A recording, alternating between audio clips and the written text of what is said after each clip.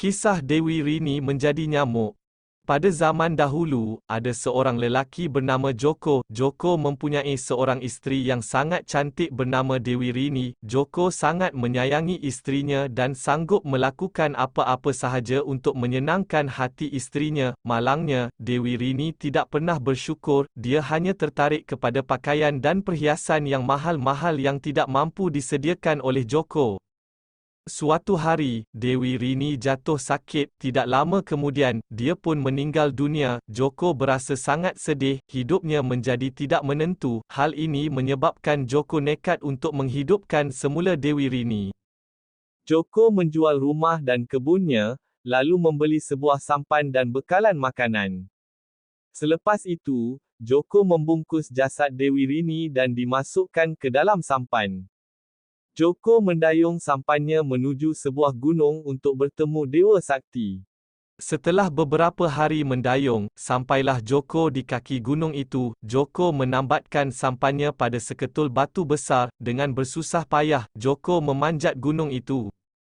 Tiba-tiba kedengaran satu suara bergema di dalam gua di atas gunung itu. Suara itu berkata, "Wahai anak muda, aku tahu tujuan engkau ke sini." Joko berasa sangat terkejut. Joko dapati, di hadapannya ada seorang lelaki tua sedang memandang ke arahnya.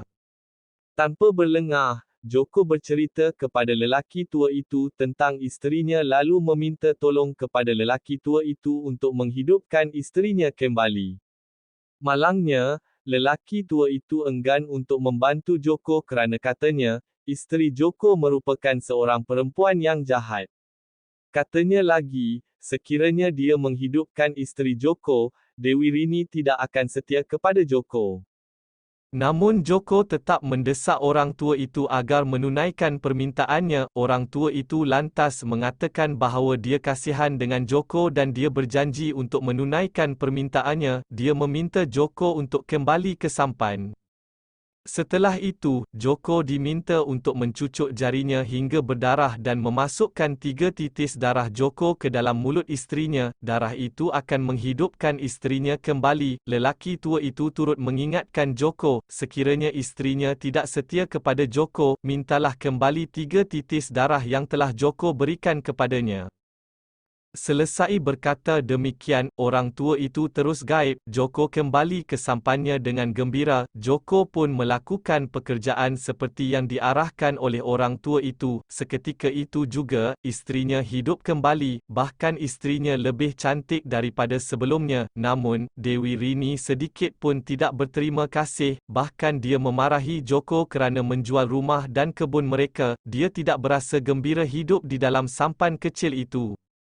Suatu hari, mereka sampai di sebuah pelabuhan. Joko menambat sampannya lalu turun untuk membeli sedikit makanan. Sementara itu, Dewi Rini hanya menunggu di dalam sampan.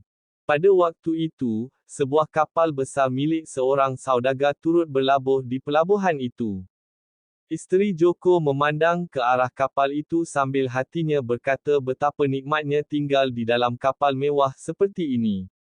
Kebetulan, pemilik kapal itu sedang memandang keluar jendela, lalu terpandang Dewi Rini. Apabila melihat kecantikan Dewi Rini, saudagar itu ingin berkenalan dengannya. Saudagar itu pun mempelawa Dewi Rini naik ke atas kapalnya. Dewi Rini segera memenuhi undangan tersebut dengan gembira. Dewi Rini juga memperkenalkan dirinya sebagai seorang janda dan hidup bersendirian. Saudagar itu terus meminang Dewi Rini. Selepas itu, Dewi Rini pun berkahwin dengan saudagar dan mengikutnya berlayar ke tempat lain. Apabila Joko kembali membawa makanan, dia mendapati isterinya telah tiada. Joko mendapat tahu bahawa isterinya telah mengikut kapal mewah tersebut. Joko berasa sedih bercampur marah. Joko berusaha menjejaki kapal tersebut untuk meminta kembali 3 titis darahnya daripada Dewi Rini. Malangnya Joko tidak menjumpai isterinya itu. Setelah setahun berlalu, Joko kembali ke pelabuhan tempat dia kehilangan Dewi Rini. Joko menambatkan sampannya di sisi sebuah kapal mewah. Tiba-tiba Joko mendengar suara seorang perempuan sedang ketawa. Joko lalu melihat ke arah dek kapal. Terlihat oleh Joko isterinya sedang bergembira dengan memakai pakaian dan perhiasan yang mahal-mahal. Tanpa berlengah lagi, Joko lalu menaiki kapal itu untuk bertemu dengan isterinya. Sebaik sahaja terlihat Joko, isterinya menghalau Joko dan mengatakan Joko bukan suaminya lagi. Joko berjanji yang dia akan pergi tetapi dengan syarat Dewi Rini mengembalikan semula darahnya yang digunakan untuk menghidupkan Dewi Rini suatu ketika dulu. Dewi Rini bersetuju dan dengan senang hati dia mencucuk jarinya dengan jarum lalu memberikan 3 titis darahnya ke tangan Joko. Sebaik sahaja 3 titis darah itu keluar dari jarinya, wajah Dewi Rini menjadi pucat dan tubuhnya lemah, lalu mati. Meskipun demikian, rohnya tidak menemui ketenangan. Rohnya berusaha mencari darah manusia agar dapat hidup kembali. Akhirnya, para dewa telah mengubahnya menjadi seekor nyamuk. Joko pulang ke kampung dan menyambung kehidupannya dengan hati yang sedih.